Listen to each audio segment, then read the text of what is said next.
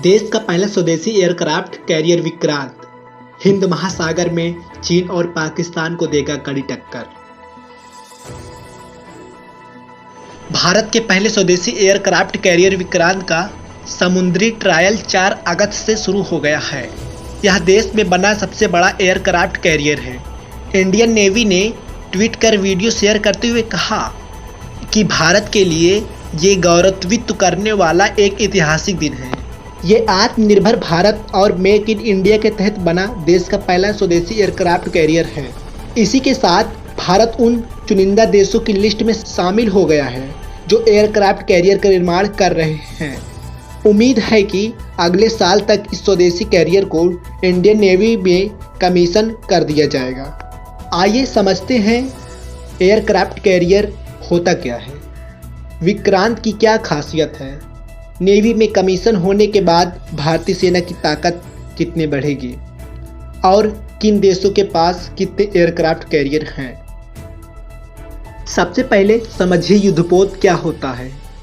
सामान्यतः ऐसी शिप का इस्तेमाल किसी देश की नौसेना करती है।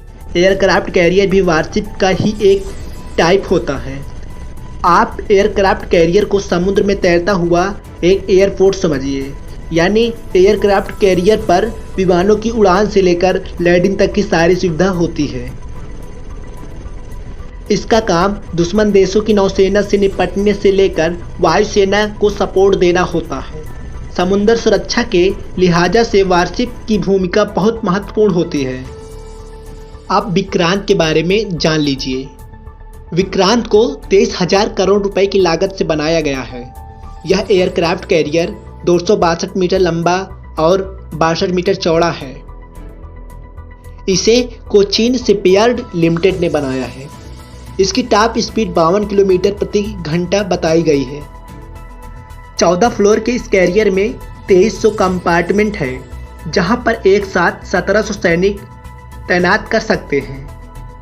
इस जहाज पर मिग 29 के कामोव 31 हेलीकॉप्टर समेत एक साथ 30 लड़ाकू विमानों की तैनाती की जा सकती है। विक्रांत इतना खास क्यों है? दरअसल विक्रांत की सबसे बड़ी खासियत इसका स्वदेशी होना है।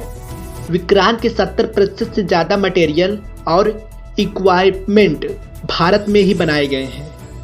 इसी के साथ भारत दुनिया के उन चुनिंदा देशों में शामिल हो गया है जिसके पास एयरक्राफ्ट कैरियर बनाने की क्षमता है।